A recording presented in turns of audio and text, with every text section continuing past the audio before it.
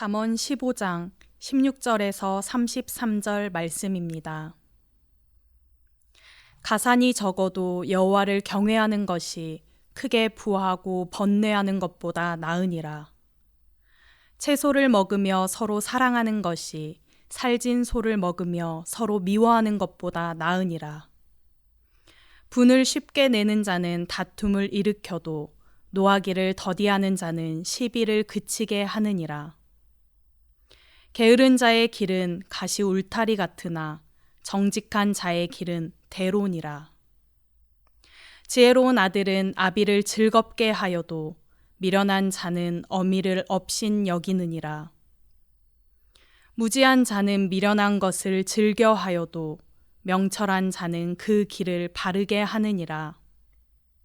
의논이 없으면 경영이 무너지고 지략이 많으면 경영이 성립하느니라. 사람은 그 입의 대답으로 말미암아 기쁨을 얻나니 때에 맞는 말이 얼마나 아름다운고. 지혜로운 자는 위로 향한 생명길로 말미암음으로 그 아래에 있는 수호를 떠나게 되느니라. 여호와는 교만한 자의 집을 허시며 과부의 지게를 정하시느니라. 악한 꾀는 여호와께서 미워하시나 선한 말은 정결하니라. 이익을 탐하는 자는 자기 집을 해롭게 하나 뇌물을 싫어하는 자는 살게 되느니라. 의인의 마음은 대답할 말을 깊이 생각하여도 악인의 입은 악을 쏟느니라. 여호와는 악인을 멀리 하시고 의인의 기도를 들으시느니라. 눈이 밝은 것은 마음을 기쁘게 하고 좋은 기별은 뼈를 윤택하게 하느니라. 생명의 경계를 듣는 귀는 지혜로운 자 가운데에 있느니라. 훈계받기를 싫어하는 자는 자기의 영혼을 경히 여김이라. 견책을 달게 받는 자는 지식을 얻느니라. 여호와를 경외하는 것은 지혜의 훈계라. 겸손은 종귀의 길잡이니라. 아멘. 할렐루야, 반갑습니다. 오늘도 하나님께서 여러분 한 분 한 분에게 말씀의 은혜와 또 기도의 응답을 주시는 복된 시간이 되시기를 간절히 소망합니다. 오늘의 본문은 가난해도 여호와를 경외하며 서로 사랑하는 것이 번뇌하고 미워하며 살아가는 부자보다 더 낫다고 말하고 있습니다. 그런데 우리는 어떤 방법을 써서라도 성공하게 되면 또 부자가 되어야만 행복할 것이라고 생각합니다. 이처럼 오늘의 본문은 세상이 말하는 행복과 성경이 말하는 행복이 다르다는 것을 말해줍니다. 사실 세상에서 돈이 가져다 주는 기쁨과 즐거움은 너무나 큽니다. 그래서 사람은 누구나 돈과 재물에 약합니다. 돈에 대해 자유로운 사람은 아마 아무도 없을 것입니다. 돈이 주는 즐거움은 기도 응답보다 빠르며 돈은 당장 효력을 발휘합니다. 그래서 우리는 돈을 사랑하며 돈을 쫓아가며 또 돈을 지키기 위해서 애쓰며 살아갑니다. 그런데 물질적인 복을 우선시하며 살아가다 보면 자연스럽게 내세보다 현세에 집중할 수밖에 없습니다. 예수님께서도 부와 천국과의 관계를 밀접하게 말씀하셨습니다. 재물에 관한 문제를 그대로 두고 신앙생활이 가능하지 않다는 것을 예수님은 여러 번 강조하셨습니다. 하나님 나라는 보이지 않지만 돈이 지배하는 세상의 나라는 매일 구체적으로 우리가 온몸으로 경험하며 살아갑니다. 대부분의 사람들은 돈을 받으면 부정한 일일지라도 눈 감아주곤 합니다. 이게 돈의 위력입니다. 믿음이 여간 굳세지 않고서는 돈과 관련된 시험에서 헤어나올 자가 없습니다. 돈의 힘은 먼 미래가 아니라 지금 당장 우리를 행복하게 해주겠다고 약속합니다. 돈은 우리에게 모든 문제를 해결해 주겠다고 우리를 유혹합니다. 돈은 지금 당장 나에게 천국을 만들어 주겠다고 약속합니다. 그래서 우리의 삶의 자리를 돌아보면 천국의 소망은 너무 멀고 돈의 필요는 절실해 보입니다. 이처럼 물질의 문제는 우리의 신앙에 아주 결정적인 영향을 미칩니다. 그래서 죄물관을 보면 그 사람의 믿음을 잘 알 수 있습니다. 종교개혁자 마틴 루터는 우리에게 3가지 회심이 필요하다고 말했습니다. 첫 번째는 마음의 회심, 두 번째는 정신의 회심, 세 번째는 돈과 지갑의 회심입니다. 돈을 다루는 생활까지 회심해야 진정한 회심이라는 것입니다. 우리가 잘 아는 마태복음 6장 24절은 이렇게 말합니다. 한 사람이 두 주인을 섬기지 못할 것이니 혹 이를 미워하고 저를 사랑하거나 혹 이를 중히 여기고 저를 경히 여김이라. 너희가 하나님과 재물을 겸하여 섬기지 못하느니라. 아멘.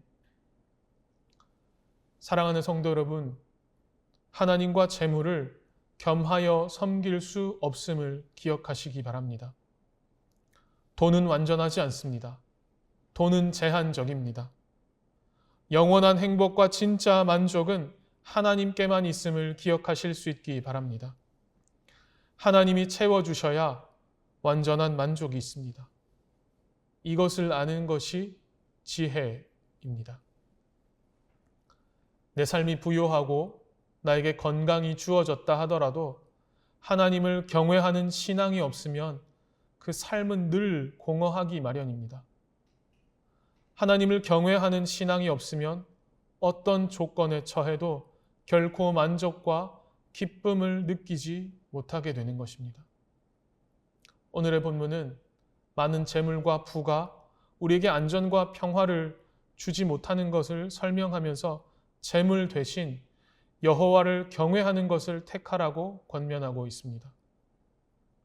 오늘의 본문에서 솔로몬은 가산이 적어도 여호와를 경외하는 것이 크게 부하고 번뇌하는 것보다 낫다고 말하고 있습니다. 왜냐하면 풍성한 양식이 있으면 우리는 하나님을 의지하지 않기 때문입니다. 쌓아놓은 재물을 의지하기 쉽기 때문입니다. 오늘 하루도 하나님께서 허락하신 만큼만 만족하고 감사하는 하루를 살아가시기 바랍니다. 그리고 무엇보다 여호와를 경외하는 기쁨을 회복하실 수 있기 바랍니다. 어떤 형편에도 감사하는 날을 살아가시는 여러분들이 되시기를 간절히 소망합니다. 이렇게 재물을 섬기는 어리석은 삶을 말한 후에 지혜로운 삶은 어떤 삶인지를 구체적으로 나열하고 있습니다. 이 시간 오늘의 본문에 등장하는 여러 가지 구체적인 지혜로운 삶 중에서 오늘의 본문 18절에서 20절까지 등장하는 이 3가지 구체적인 지혜의 삶을 함께 살펴보며 하나님의 은혜를 함께 나누기를 원합니다. 먼저 첫 번째는 지혜로운 삶이란 노하기를 더디하는 삶입니다. 건강보험심사평가원 자료에 따르면 분노 조절 장애라고 불리우는 간헐적 폭발 장애로 진료받은 환자가 2010년에는 4,375명에서 2017년에는 5,968명으로 꾸준히 늘고 있다고 말하고 있습니다. 벌써 자료가 몇 년이나 지난 일이며 증상은 있지만 진료받지 않은 사람까지 합치면 지금은 얼마나 많은 사람들이 분노하며 살아가고 있을지 참 무거운 마음입니다. 사실 정확한 자료를 참고하지 않아도 오늘날 얼마나 많은 사람들이 분노하며 살아가고 있는지는 우리가 우리 주위를 볼 때 충분히 가늠해 볼 수 있는 사실입니다. 오늘의 본문 18절은 분을 쉽게 내지 말고 노하기를 더디할 것을 말하고 있습니다. 특별히 분노를 쉬게 하는 방법을 우리는 어제 살펴본 큐티에서 잠언 15장 1절은 유순한 대답이라고 말했습니다. 제가 잠언 15장 1절을 다시 한번 읽겠습니다. 유순한 대답은 분노를 쉬게 하여도 과격한 말은 노를 격동하느니라. 아멘. 여러분, 우리 주위에 이런 사람들이 있습니다. 훌륭한데 만나면 불편한 사람입니다. 합리적이고 훌륭하지만 자기 기준에 맞지 않는 불합리를 보면 막 참지 못하고 분노하는 사람들이 있습니다. 그래서 그런 사람들 곁에는 사람들이 함께 하기가 참 쉽지 않습니다. 특별히 우리는 분노하더라도 해가 지도록 분을 품으면 안 됩니다.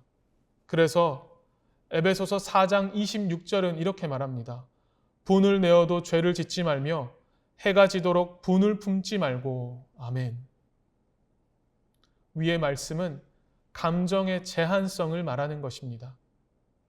우리가 분노하며 살아가지 말아야 하는 그 이유가 바로 내가 내 감정의 주인이 아니기 때문이라는 것입니다. 여러분, 언어에는 온도가 있습니다. 그래서 옳은 말도 바른 말도 차게 하면 잘 전달되지 않습니다. 사랑하는 성도 여러분, 지혜자가 사는 길이 있습니다. 바로 진리의 말씀을 따뜻한 온도로 전하는 것입니다. 오늘 하루도 노하기를 더디하는 지혜롭고 복된 삶을 살아가는 여러분들이 되시기를 간절히 소망합니다. 두 번째 지혜로운 삶이란 성실하고 정직한 삶입니다. 오늘의 본문 잠언 15장 19절을 제가 다시 한번 읽겠습니다. 게으른 자의 길은 가시 울타리 같으나 정직한 자의 길은 대로니라. 아멘. 게으른 자의 나태한 삶은 자기 인생을 막는 가시 울타리와 같다고 말합니다. 게으른 삶은 반드시 궁핍하고 무기력한 삶으로 이어지게 되어 있습니다. 이처럼 나태한 습관은 미련한 자의 대표적인 특징 중에 하나입니다. 그런 반면 부지런함과 정직함은 지혜로운 자의 대표적인 특징입니다. 지혜로운 사람들은 뿌린 대로 거두는 이 노동의 정직함을 신뢰하고 그에 따라 성실하게 살아가게 됩니다. 우리는 공짜나 요행을 바라는 것보다 자기 일에 최선을 다하며 정직한 노력을 기울이는 이 지혜가 우리에게 필요합니다. 노동의 정직한 결과를 믿고 최선을 다하는 근면함이 우리에게 필요하다는 것입니다. 오늘 하루도 헛된 마음을 품지 말고 성실하고 정직한 삶을 살아가며 하나님께 영광 돌리시는 복된 날이 되시기를 간절히 소망합니다. 마지막 세 번째 지혜로운 삶이란 부모를 공경하는 삶입니다. 이야기를 하나 해드리겠습니다. 충북 제천 출신으로 판사가 된 분이 있는데 그는 허리가 굽은 장애인이었습니다. 어린 시절 그의 아버지는 술과 도박에 빠져 있었습니다. 손가락까지 잘라봤지만 번번이 실패하고 다시 노름을 했습니다. 손가락이 다 잘려나가 손으로 화투를 잡을 수 없게 되었을 땐 대리자를 세워 노름을 했습니다. 그리하여 모든 가산을 탕진하고 온 가족은 어머니의 삭바느질 품을 팔아 겨우 연명하였습니다. 아버지는 한밤중에 집에 돌아와서 노름 미천을 내놓으라고 어머니를 닥달하곤 하였습니다. 그러던 어느 날 아버지는 홧김에 마루에 있던 어린 그를 마당으로 던져버렸습니다. 이 일로 그는 곱사등이 되었습니다. 그러한 그에게 함께 놀아줄 친구들은 없었습니다. 그래서 공부만 열심히 하였고 좋은 대학에 들어갈 수 있었습니다. 그리고 사법고시에 합격하여 판사가 되었습니다. 판사가 된 그는 자신은 이렇게 만든 아버지를 언제나 잘 모셨습니다. 동네 사람들은 그 판사를 존경하였습니다. 효도하는 모습이 남달랐기 때문입니다. 이러한 효성에도 까닭이 있었습니다. 바로 그에게 복음이 들어갔기 때문입니다.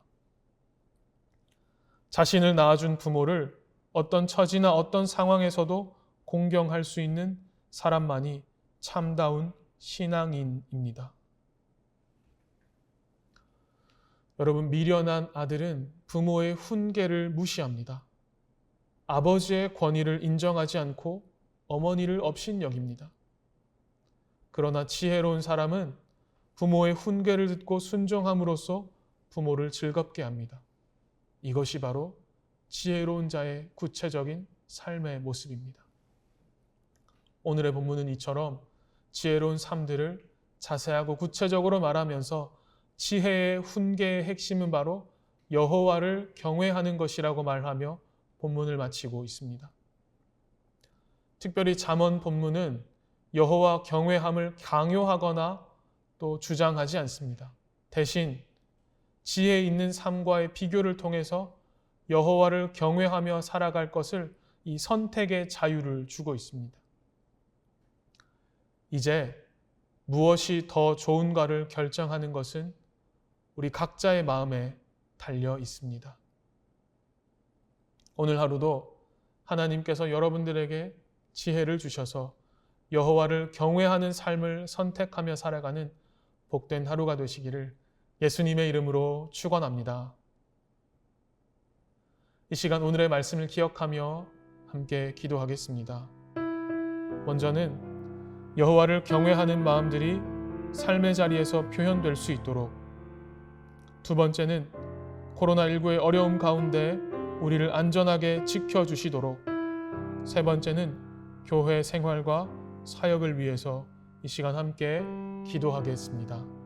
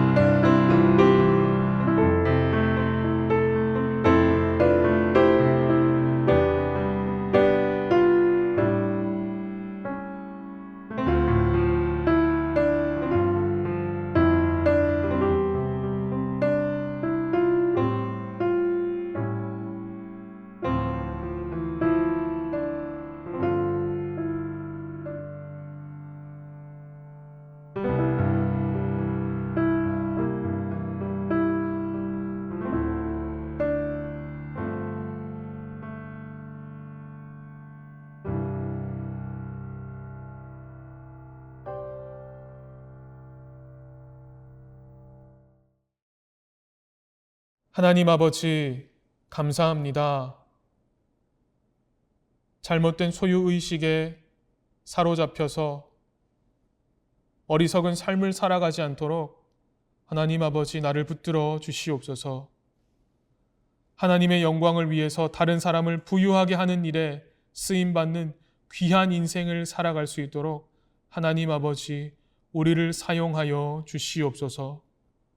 노하기를 더디하며 성실하게 살아가기로, 정직하게 살아가기로, 부모를 공경하며 살아가기로 결단하고 또 살아낼 수 있도록 오늘도 우리를 붙들어 주셔서 여호와를 경외하며 살아가는 복된 하루가 되게 하여 주시옵소서. 감사드리며 모든 말씀 예수님의 이름으로 기도합니다. 아멘.